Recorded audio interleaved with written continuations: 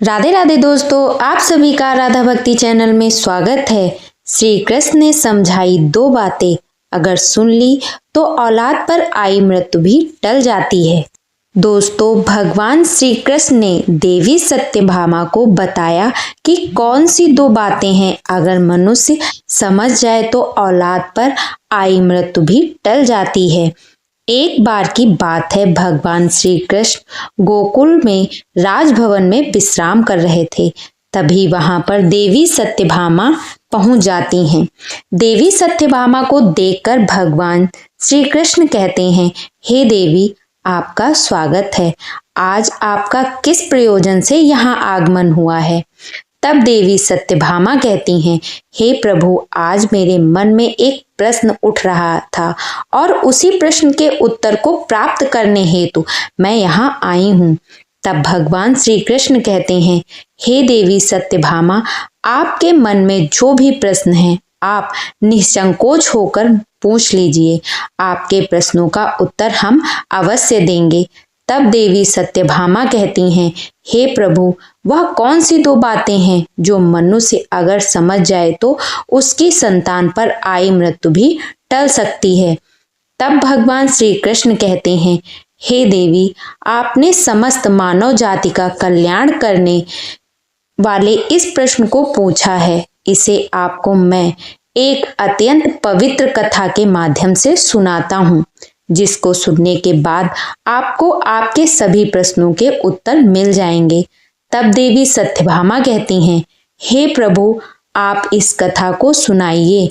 मैं मन और ध्यान लगाकर इस कथा को पूरा सुनूंगी। भगवान श्री कृष्ण कहते हैं, जो व्यक्ति इस कथा को पूरा सुनता है वह मनुष्य समझ जाता है कि वह कौन सी दो बातें हैं जो संतान पर आई मृत्यु को भी टाल सकती हैं।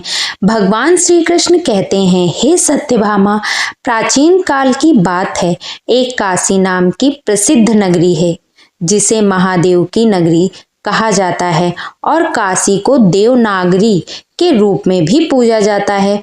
उस काशी नगरी में देव नाम के एक राजा हुआ करते थे। राजा देव बहुत ही धर्मात्मा व्यक्ति थे। राजा देव की पत्नी बड़ी ही पवित्रता और संस्कारी रानी थी। रानी का नाम था सावित्री देवी। वह दोनों पति पत्नी भोले बाबा के बहुत बड़े भक्त थे। भगवान भोले बाबा की आराधना करने के लिए मंदिर में जाना उनके प्रतिदिन का काम था। राजा देव धर्म पूर्वक अपने राज्य का संचालन कर रहा था। राजा के राज्य में कोई भी व्यक्ति दुखी नहीं रहता था। समस्त जनता सुख और वैभव से संपन्न थी। चारों तरफ खुशियां ही खुशियां थी। तब भगवान श्री कृष्ण कहते हैं, हे सत्यभामा, इस प्रकार धीरे धीरे कुछ समय बीत गया, परंतु राजा के यहाँ कोई संतान पैदा नहीं हुई। राजा की आयु ढल चुकी थी, लेकिन उनके घर में अभी भी कोई बालक पैदा नहीं हुआ था। एक दिन की बात है, सुबह सुबह महाराज अपने नगर की एक प्रसिद्ध गति से निकलकर जा रहे थे और उधर से एक झाड़ू वाली गली में झाड़ू लगा रही थी। जब वह स्त्री राजा को आते हुए देखी तो वह स्त्री अपने स्थान पर मुंह फेर कर खड़ी हो गई। तो ऐसा व्यवहार देखकर राजा देव को अच्छा नहीं लगा। महाराज उस समय तो भगवान शिव की पूजा करने मंदिर जा रहे थे।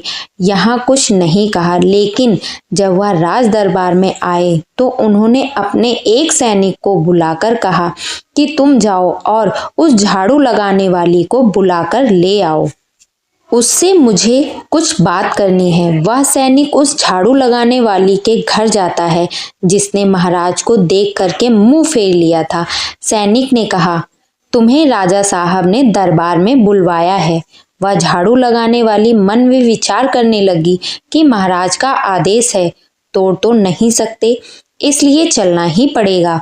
लेकिन पुत्रहीन राजा का मुंह देखना बहुत बुरा होगा।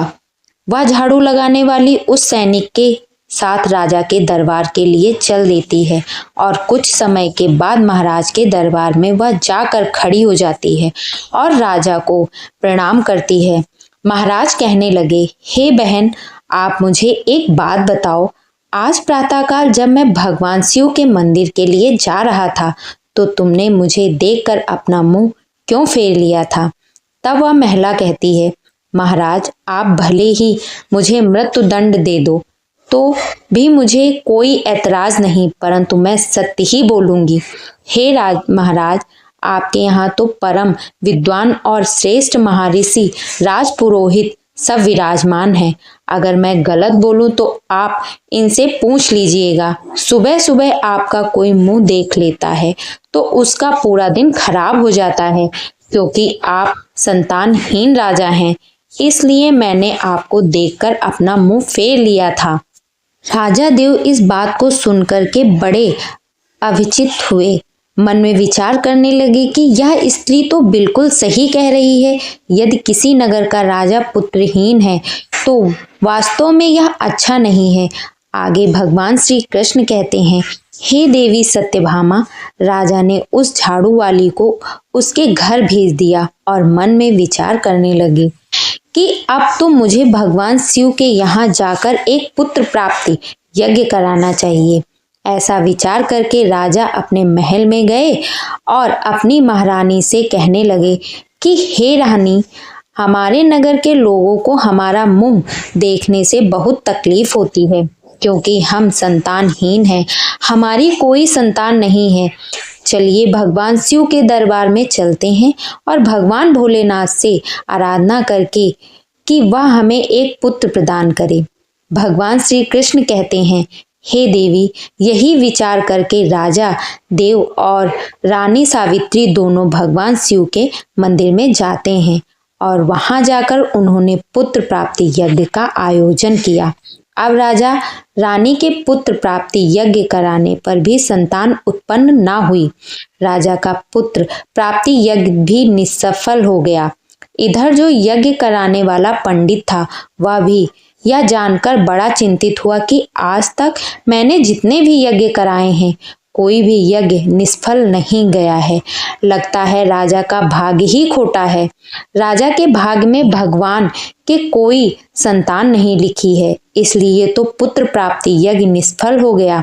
कृष्ण कहते हैं, हे देवी सत्यभामा, राजा देव भी बड़ा धैर्यवान था। इस बात से राजा बिल्कुल भी विचलित नहीं हुआ। राजा बड़ा ही धैर्य धारण करने वाला था। उसने अपनी मंत्री से कहा, मंत्री जी, आप मेरी अनुपस्थित में राज्य का संचालन करो। मैं अब भगवान शिव की आराधना करूंगा।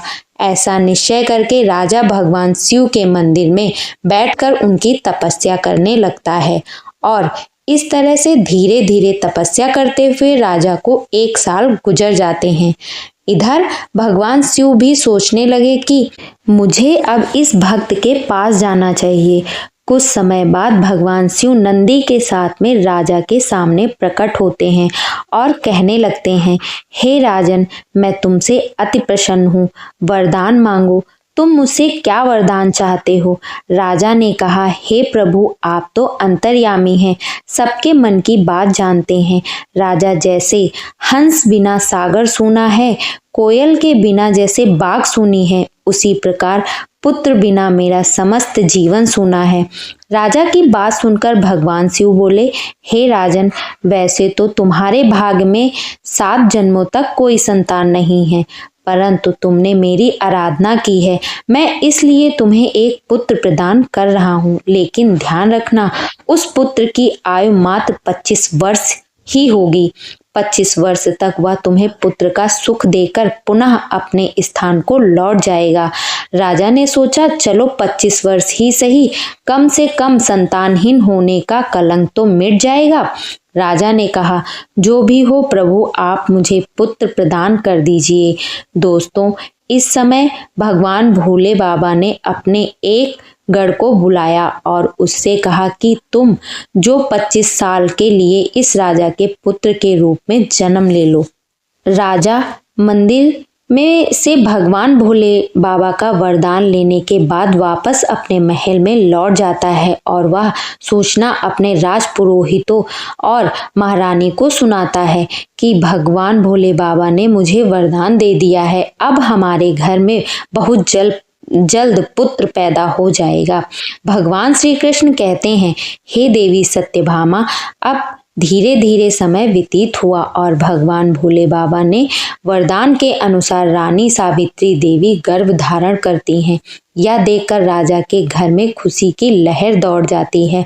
राजा बहुत प्रसन्न होता है। समय के अनुसार भगवान भोले बाबा के उस महान गण ने राजा के पुत्र रूप में जन्म ले लिया। यह देखकर राजा और रानी बड़े प्रसन्न हुए। संपूर्ण काशी नगर में उत्सव मनाया गया कि महाराज के यहाँ पुत्र का जन्म हुआ है। संपूर्ण नगर में खुशियां मनाई गई। ब्राह्मण ने उस पुत्र का नाम रुद्र प्रताप रखा। धीरे धीरे रुद्र प्रताप बड़ा होने लगा। राजकुमार रुद्र प्रताप अपने पिता की तरह बड़े ही धर्मात्मा और ईश्वर भक्त थे। राजा का पुत्र बड़ी तेजी से बड़ा होने लगा। धीरे धीरे समय गुजरता चला गया। इस बात से राजा बहुत प्रसन्न रहता था क्योंकि उसके घर में एक पुत्र जो आ गया था। पुत्र के लाड़ प्यार और लालन पालन में राजा वह बात भूल जाता है कि इस पुत्र की आयु मात्र 25 वर्ष है। जब उस पुत्र की आयु 15 वर्ष की होती है तो उन्हीं दिनों की बात है। एक दूसरे नगर का राजा था, राजा तेज सिंह, जिसकी एक पुत्री थी जिसका नाम था वैदेही। वैदेही रूप में इंद्र की अप्सराओं की तरह लगती थी। वह एक परम सुंदरी कन्या थी। वह कन्या भी बड़ा दान धर्म किया करती थी। बचपन से ही उसे अपने माँ बाप द्वारा धर्म कर्म करने के संस्कार मिले थे। वह प्रत्येक जीव पर दया रखती थी। सवेरे उठकर सबसे पहले पक्षियों को दाना चुंगाया करती थी और अपने द्वार पर आए हुए किसी भी अतिथि और साधु संत को खाली हाथ नहीं लौटने देती थी। वह हर भूखे को भोजन कराती थी। वह कन्या भी इधर धीरे धीरे बड़ी हो जाती है। महाराज तेज सिंह ने जब राजा देव के पुत्र रुद्र प्रताप के बारे में सुना कि महाराज देव का एक बड़ा धर्मात्मा और तेजस्वी पुत्र है, ऐसा विचार करके राजा तेज सिंह ने अपनी कन्या का रिश्ता राजा देव के यहाँ भिजवाया। उधर राजा देव ने मन में विचार किया कि मेरे पुत्र की आयु मात्र 25 वर्ष है, मुझे इसका विवाह कर लेना चाहिए और इसके यहाँ कोई पुत्र पैदा हो जाएगा तो मेरा भी वंश आगे बढ़ जाएगा। ऐसा सोच विचार कर राजा देव वर्मा ने अपने राजकुमार का रिश्ता तय कर लिया और कुछ समय में ही राजकुमारी वैदेही का राजकुमार रुद्र प्रताप के साथ विवाह हो जाता है। राजकुमारी वैदेही बहुत ही पवित्रता स्त्री थी। उसकी एक बात यह भी थी कि वह भोजन तब तक नहीं करती थी जब तक किसी भूखे प्राणी को भोजन नहीं करा देती थी। धीरे धीरे समय गुजरता गया। भगवान श्री कृष्ण कहते हैं कि देवी सत्यभामा, इधर राजा देव वर्मा को लगने लगा कि उसके पुत्र की मृत्यु का दिन नजदीक आ रहा है। उसकी 25 वर्ष की आयु पूरी होने वाली थी। राजा तो पहले से ही जानता था क्योंकि भगवान भोले बाबा ने उसे सब कुछ बता दिया था कि आपके पुत्र की आयु मात्र 25 वर्ष ही होगी। राजा ने यह बात किसी को नहीं बताई थी। धीरे धीरे राजा की चिंता बढ़ती जा रही थी। जैसे जैसे राजकुमार की उम्र बढ़ रही थी वैसे वैसे राजा की चिंता बढ़ती जा रही थी। धीरे धीरे जब राजकुमार की आयु में मात्र 4 दिन शेष रह गए तो राजा सोचने लगा कि अब मैं क्या करूं, मेरा पुत्र तो 4 दिन के बाद मृत्यु को प्राप्त हो जाएगा। पुत्र मोह के कारण भगवान भोले बाबा के वरदान को भी राजा भूल जाता है और पुत्र में आसक्ति होने की वजह से वह बीमार पड़ जाता है। वह पुत्र की मृत्यु की बात सबको बता कर उन्हें भी चिंता में नहीं डालना चाहता था। इधर राजा ने भोजन करना छोड़ दिया। इधर जब वह दिन आ गया जिस दिन उसके पुत्र की मृत्यु होने वाली थी, उस दिन राजा सुबह से ही भगवान भोले बाबा के ध्यान में डूबा रहा और कहने लगा, हे प्रभु, पुत्र के जाने का दुख सहन करने की मुझ में शक्ति प्रदान करिए। विधि के लिखे को तो कोई नहीं बदल सकता, जो होना है वह तो होकर ही रहेगा। उस राजकुमार की जो नवविवाहिता पत्नी थी वह प्रतिदिन भूखे को भोजन कराया करती थी, पक्षियों को दाना चुंगाया करती थी। रोज की तरह उस दिन भी वह अपने धर्म कर्म में लगी हुई थी।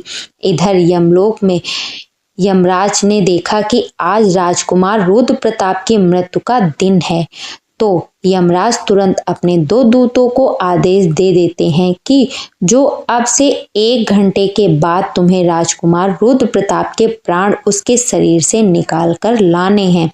राजकुमार रुद्र प्रताप के प्राण तुम ऐसे नहीं निकाल सकते। इसके लिए तुम्हें एक सर्प के पास जाना होगा और उस राजकुमार की मृत्यु के लिए उसे प्रोत्साहित करना होगा, क्योंकि उस राजकुमार की मृत्यु सर्प के डसने से ही होगी। तभी हम उसके प्राण हर सकते हैं। यमराज ने अपने दोनों दूतों से कहा कि जाओ, शीघ्रता से अपना काम करो और 1 घंटे के अंदर ही उसके प्राणों को लेकर आना है। यमराज की आज्ञा पाते ही 2 यमदूत राजकुमार रुद्र प्रताप के प्राण लेने के लिए चल दिए और उधर यमराज की माया से प्रेरित होकर एक तरफ यमराज की आज्ञा पाते ही 2 यमदूत राजकुमार रुद्र प्रताप के प्राण लेने के लिए चल दिए और उधर यमराज की माया से प्रेरित होकर एक सर्प मन में विचार करने लगा कि आज मुझे राजमहल में प्रवेश करना चाहिए और राजमहल में मुझे घूमकर देखना चाहिए। सर्प घूमता घूमता चला जा रहा था और राजा ने राजमहल में प्रवेश कर गया। अब वह सर्प तो यमराज से प्रेरित था, इसलिए घूमता हुआ वह राजकुमार के बेड पर पहुंच जाता है, जहां राजकुमार सोता था। वहां जाकर राजकुमार के बिस्तर के पास बैठ जाता है। यमराज के दोनों दूत राजमहल के द्वार पर खड़े हो जाते हैं और समय पूरा होने का इंतजार करने लगते हैं। सोचते हैं कि 1 घंटे का समय कब खत्म होगा, कब यह नाग उस राजकुमार को डसेगा, तब हम उसके प्राणों को लेकर यमलोक जाएंगे। इस प्रकार यम के दूत विचार कर ही रहे होते हैं, तभी क्या होता है, किसी दूसरे एक गांव में एक गरीब व्यक्ति रहता था। उसकी एक पुत्री थी। उस पुत्री का विवाह उन्होंने समय पर कर दिया था, परंतु उस पुत्री का जो पति था वह बहुत मदिरा पीता था और जुआ खेलता था। वैश्यालय जाना उसका काम था। उस गरीब दंपति की पुत्री को वह हमेशा परेशान किया करता था, उसको मारता पीटता था, उसके घर से निकलना चाहता था। उस गरीब दंपति की पुत्री वहां अपने पति के साथ कुछ समय तक रहती रही। उसके बाद वह गर्भ धारण करती है और एक दिन वह अपने पति की मारपीट से तंग आकर अपने पिता के घर चली आती है। उस लड़की का पिता बूढ़ा हो चुका होता है, इसलिए उसकी कुछ कमाई नहीं हो पाती थी। वह बेचारा भी भीख मांगकर खाना खाया करता था। भीख मांगता और तीनों प्राणियों के पेट का पालन पोषण करता था। इधर जब 9 माह का समय पूरा हुआ तो उसकी पुत्री ने एक पुत्र को जन्म दिया और पुत्र को जन्म देने के बाद उसे बहुत तेज भूख लगी और भोजन की आवश्यकता पड़ी, क्योंकि जो प्रसव काल की भूख होती है वह बहुत तेज होती है। अब वह अपने पिता से भोजन मांगती है। वह बेचारा गरीब ब्राह्मण भोजन लेने के लिए आसपास के गांव में चला जाता है, लेकिन उसके रोज रोज मांगने के कारण उसको लोग कुछ भी नहीं देते हैं और उस गरीब को कोई भी खाने को भोजन नहीं देता है।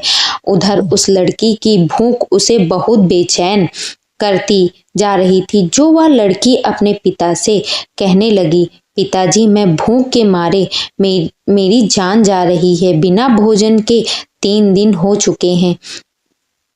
तुम्हें कुछ भीख में मिला हो तो मुझे खाने को दे दो, नहीं तो मैं मेरे बच्चे को ही खा जाऊंगी। तब वह बूढ़ा आदमी कहता है कि हे पुत्री, तुम इस पुत्र को मत खाना। मैं आज कोशिश करता हूँ, तुम इस पुत्र को मत खाना। मैं अभी भोजन मांगने के लिए कहीं जाता हूँ। अगर कहीं से कुछ मिल जाता है तो मैं तुम्हें लाकर दे दूंगा। आज मैं काशी नगर में जाऊंगा। वहां के जो राजा हैं उनके द्वार पर जाकर उनसे कुछ मांगूंगा। यदि कुछ खाने को मिला तो मैं तुम्हें लाकर अवश्य दूंगा। ऐसा विचार करके वह बूढ़ा पिता चल देता है और इधर जो राजकुमार की धर्म पत्नी वैदेही थी, वह रोजाना गरीबों को भोजन करवाती थी। उस दिन महाराज तो बीमार पड़े थे, क्योंकि पुत्र मोह के कारण वह अपने कक्ष में पड़े हुए थे। इसलिए आज उसने गरीबों को कोई भोजन तो नहीं करवाया, परंतु उसने अपने पति के लिए जो भोजन बनाया था उसमें कई प्रकार के व्यंजनों से और पकवानों से सजा करके, भोजन का थाल सजा करके उसके लिए रखा था कि उसके पति खाएंगे। लेकिन इतने में वह बूढ़ा आदमी उसके द्वार पर पहुंच जाता है। इधर राजकुमार रुद्र प्रताप की पत्नी वैदेही को द्वार पर खड़ा वह दीनहीन वृद्ध आदमी दिखाई दे जाता है और उस बूढ़े को देख कर के उसे दया आ जाती है। बूढ़े आदमी ने उसकी तरफ देखा तो कहने लगा, हे बेटी, यदि मुझे इस समय कुछ भोजन मिल जाए तो तुम्हारा बड़ा एहसान होगा। रानी ने देखा कि यह कोई गरीब आदमी है और मुझसे भोजन मांग रहा है। यह भोजन तो मैंने अपने पति के लिए बनाया है। अगर यह भोजन मैं इसे दे दूंगी तो मेरा पति क्या खाएगा? फिर उसने सोचा कि मेरे पति तो अभी आए भी नहीं हैं, वह अपने बीमार पिता के पास बैठे हैं। तब तक मैं यह भोजन इस बेचारे गरीब व्यक्ति को दे देती हूँ। मेरे पति आ जाएंगे तो मैं उनके लिए और भोजन तैयार कर दूंगी। यह कहकर राजकुमारी वैदेही ने जो भोजन अपने पति के लिए बनाकर रखा था, उन स्वादिष्ट व्यंजनों से सजी हुई थाली को उस गरीब बूढ़े आदमी को दे दिया। बूढ़ा आदमी उस भोजन को लेकर चला जाता है। वह बड़ी शीघ्रता से चलता हुआ और भोजन को लेकर के अपने घर आ जाता है, क्योंकि उसकी पुत्री 3 दिन से भूखी थी। और उधर क्या होता है, जो राजा का पुत्र था, अपने पिता की देखभाल करने के बाद, उनको वैद्य को दिखाने के बाद राजा के कक्ष से निकलकर अपने कक्ष की ओर जाने लगता है। उसके महल के द्वार पर 2 यमदूत तैयार खड़े थे और वह नाग उसको डसने के लिए उसके बिस्तर पर बैठा हुआ था। उधर उस वृद्ध ने वह भोजन ले जाकर अपनी पुत्री को दे दिया। तब भगवान श्री कृष्ण कहते हैं, हे देवी सत्यभामा, आप यह ध्यान रखें कि किसी भी विपत्ति को टालने के लिए आपको एक संकेत मात्र मिलता है, और यदि आप उस समय को पहचान गए, उस संकट को समझ गए, तो बड़ी से बड़ी विपत्ति भी टाली जा सकती है। राजकुमार ने अपने कक्ष में जाने के लिए जब सीढ़ियों पर पैर रखा तो उसे छींक आ गई। उधर उसका निर्धारित समय पूरा होने वाला था। यम के दूत बड़े उतावले हो रहे थे कि 1 घंटे का समय पूरा होने वाला है, उसमें कुछ ही क्षण शेष बचे हैं। साथ ही साथ उधर वह नाग गुस्से में बैठा हुआ था, उसके आने का इंतजार कर रहा था कि वह राजकुमार आएगा और उसे मैं डस लूंगा। उधर उस बूढ़े आदमी ने भोजन ले जाकर अपनी बेटी को दे दिया। लड़की ने जब भोजन खाया तो पूछने लगी, पिताजी, यह भोजन आपको किसने दिया है? लड़की के पिता ने कहा, पुत्री, यह भोजन यहाँ की महारानी ने दिया है। यहाँ के राजा की जो पुत्र वधू है, उसने मुझ पर दया करके यह स्वादिष्ट भोजन मुझे दे दिया है। भोजन देखकर लड़की की आत्मा से दुआ निकलने लगी। वह भगवान से प्रार्थना करने लगी और कहने लगी, हे भगवान, जिसने भी यह भोजन दिया है उसका सुहाग अमर हो जाए और वह सदैव सौभाग्यवती बनकर रहे। जैसे ही वह उस भोजन का निवाला अपने मुंह के अंदर ले जाती है, इस समय उसकी आत्मा से आशीर्वाद निकलता है कि उसका पति अमर हो जाए। भगवान श्री कृष्ण कहते हैं, सच्ची आत्मा से निकला हुआ आशीर्वाद जरूर फलित होता है। अब इधर लड़की का आशीर्वाद भगवान के पास जाता है, देवों के देव महादेव के पास पहुंचता है, तो भगवान भोले बाबा का सिंहासन हिल जाता है और भगवान भोले बाबा कहते हैं कि यह क्या हुआ, मेरा सिंहासन क्यों हिल रहा है? भगवान भोले बाबा मन में विचार करने लगे कि दुनिया में ऐसा क्या घटित होने वाला है। उन्होंने तुरंत नारद मुनि को बुलाया और नारद से कहा कि हे नारद मुनि, देख करके आओ, तीनों लोकों में क्या घटित होने वाला है। नारद ने जब देखा तो समझ में आ गया। उन्होंने जाकर के भगवान भोले बाबा से कहा, हे प्रभु, एक विचित्र घटना घट रही है। राजा देव के पुत्र की मृत्यु का समय आ गया है। यमदूत दरवाजे पर खड़े हैं। नाग उसके बिस्तर पे फन फैलाए बैठा है। राजकुमार सीढ़ियों पर चढ़कर ऊपर जा रहा था। जैसे ही वह अपने बिस्तर पर जाकर बैठेगा, नाग उसे डस लेगा और उधर वह उस बूढ़े आदमी की पुत्री है जो राजकुमारी को आशीर्वाद दे रही है। उसकी आत्मा से आशीर्वाद निकल रहा है कि उसका सुहाग अमर हो जाए। हे भगवान, यह कैसा विचित्र संयोग है। एक तरफ मौत लाने को खड़ी है, दूसरी तरफ आशीर्वाद उसकी लंबी उम्र की प्रार्थना कर रही है। अब तो दान की शक्ति और मौत में टक्कर हो गई है। नारद बोले, प्रभु, इसमें क्या होगा। भगवान भोले बाबा बोले, जो विधाता ने निश्चित कर दिया है वही होगा, देखते रहिए, सब अच्छा ही होगा। उसके बाद भगवान भोले बाबा वहां से अंतर्ध्यान हो जाते हैं। उधर वह राजकुमार सीढ़ियों पर चढ़कर अपने पलंग की ओर बढ़ रहा है। यम के दूत तैयार खड़े हुए हैं, देख रहे हैं कि अब हमारा काम बन गया। परंतु देखिए, होने का संयोग, राजकुमार अपने बिस्तर पर जाकर बैठता है। उधर दान की शक्ति बीच में आकर खड़ी हो गई, जिसके कारण नाग बेहोश हो गया। उससे चला भी नहीं जा रहा था, आगे बढ़ने की शक्ति नहीं रही। नाग सोचने लगा कि मैं तो इस राजकुमार को डसने आया था, पर मुझसे तो अब चला भी नहीं जा रहा है। यह सब क्या हो रहा है। यह सब उस आशीर्वाद का प्रभाव था जो उस भूखी लड़की ने दिया था। भगवान श्री कृष्ण कहते हैं, हे देवी सत्यभामा, जब श्राप लग जाता है तो आशीर्वाद भी नहीं लगता है। राजकुमार और नाग के बीच में आशीर्वाद आकर खड़ा हो गया। राजकुमारी का दान मृत्यु को आगे नहीं बढ़ने दे रहा था। यमदूत उस दान की शक्ति से कहने लगे कि तुम यहाँ से लौट जाओ, हमें हमारा काम करने दो, हम इसको लेने आए हैं, इसके प्राण लेकर ही जाएंगे। तो दान की शक्ति और उस लड़की का आशीर्वाद कहने लगा, कभी नहीं, ऐसा कभी नहीं होगा कि हमारे होते हुए तुम इसके प्राणों को हर कर ले जा सको। अब तो दोनों में बहस आरंभ हो जाती है। बहस आरंभ हुई तो उनमें युद्ध शुरू हो गया और दान की शक्ति ने उन यम के दूतों को आगे बढ़ने से रोक दिया। यम के दूत आगे नहीं बढ़ पाए और यम के दूत वापस हारकर यमलोक को चले गए। दोनों ने जाकर के यमराज से कहा, महाराज, यह कैसी विडंबना है। यमराज ने कहा, तुम लोग खाली कैसे आ गए, तुम्हें तो राजकुमार रुद्र प्रताप के प्राण लेने भेजा था। तभी यमदूत कहते हैं, हे स्वामी, उसके प्राणों को लाने में तो बड़ी बाधाएं बीच में खड़ी हैं, उनके आगे हमारा कोई जोर नहीं चल रहा। यमराज ने कहा, ऐसी कौन सी बाधाएं हैं जो मृत्यु के मार्ग में रोड़ा बन रही हैं। दोनों यम के दूतों ने बताया, हे स्वामी, एक तो दान की शक्ति है और दूसरी आशीर्वाद की शक्ति। अपनी बात सुनकर यमराज बोले, हे दूतों, लगता है प्राण लाते लाते तुम लोग बूढ़े हो गए हो।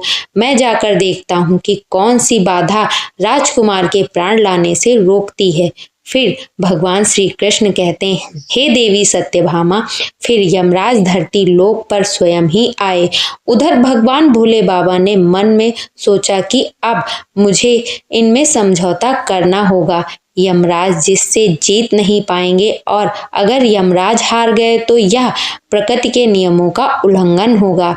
यमराज जब वहां उपस्थित हुए तो वहीं भगवान शिव भी प्रकट हुए। यमराज ने भगवान भोले बाबा को देखा तो भगवान भोले बाबा को देख करके उनके चरणों में प्रणाम किया। भगवान यमराज से बोले, हे यमराज, आप नहीं जानते हो, आपके विधान के अनुसार इसकी आयु पूर्ण हो चुकी है, परंतु आप मुझे यह बताइए कि क्या श्राप नहीं लगता। श्राप तो मुझे भी झेलना पड़ा था, श्री हरि विष्णु को और ब्रह्मा जी को भी झेलने पड़े थे। क्या आपने श्राप के कारण मृत्यु लोक में जन्म नहीं लिया था। यमराज कहने लगे, हे भगवान, वह तो मुझे ऋषि के श्राप का मान रखना था। जो भगवान शिव बोले कि जब तुम एक श्राप का मान रख सकते हो तो उसी तरह से किसी की आत्मा से निकलने वाले आशीर्वाद का भी मान रख सकते हो। उसे आप कैसे निष्फल कर सकते हो। यमराज भगवान भोले बाबा से बोले, हे प्रभु, अब इसका उपाय आप ही बताइए, मैं क्या कर सकता हूँ। तो भगवान भोले बाबा यमराज से बोले कि आप इस राजकुमार की आयु 110 वर्ष कर दीजिए और 110 वर्ष के बाद इसको आप ले जाना। यह उस शक्ति के आशीर्वाद के कारण और वरदान के कारण मृत्यु के योग्य नहीं रहा है। मृत्यु को इसने जीत लिया है। भगवान भोले बाबा के कहने पर यमराज ने प्रकृति के नियमों में परिवर्तन कर दिया और राजकुमार रुद्र प्रताप की आयु को बढ़ाकर 110 वर्ष कर दिया। इसके बाद यमराज यमलोक को वापस लौट गए। इधर राजकुमार रुद्र प्रताप की आयु 110 वर्ष की हो जाती है। भगवान श्री कृष्ण कहते हैं, हे देवी सत्यभामा, इस प्रकार से एक भूखे को भोजन दान देने पर राजा की औलाद पर आई मृत्यु भी टल गई। इसलिए तो मनुष्य के अच्छे कर्म, दया भाव, दीन बंधुओं की सेवा मृत्यु को भी टालने का सामर्थ्य रखती है। लेकिन मनुष्य को यह देखना चाहिए कि जिसको वह दान दे रहे हैं वह उस दान का पात्र होना चाहिए, अर्थात वह दान देने योग्य है या नहीं। यदि मनुष्य सुपात्र को दान देते हैं तो उस दान के सामने मौत भी पराजित हो जाती है। यदि कोई व्यक्ति किसी की सेवा करके और उसके कठिन समय में काम आकर उसकी मदद करते हैं और यदि किसी का आशीर्वाद लेते हैं तो वह आशीर्वाद मृत्यु को भी टाल सकता है। दान की और आशीर्वाद की शक्ति बहुत बड़ी होती है। उस शक्ति से बड़ा संकट भी टल जाता है। तो दोस्तों, इस प्रकार से भगवान श्री कृष्ण ने देवी सत्यभामा को बताया कि वह कौन सी 2 बातें हैं जो औलाद पर आई मृत्यु को भी टाल सकती हैं। हम आशा करते हैं कि आप लोगों को भी पता चल गया होगा कि वह कौन सी 2 बातें हैं जो औलाद पर आई मृत्यु को भी टालने की शक्ति रखती हैं। जय श्री कृष्णा। दोस्तों, अगर आपको ये वीडियो पसंद आया हो तो अपने इस चैनल को लाइक, सब्सक्राइब, शेयर जरूर करें और कमेंट बॉक्स में राधे राधे लिखना ना भूलें।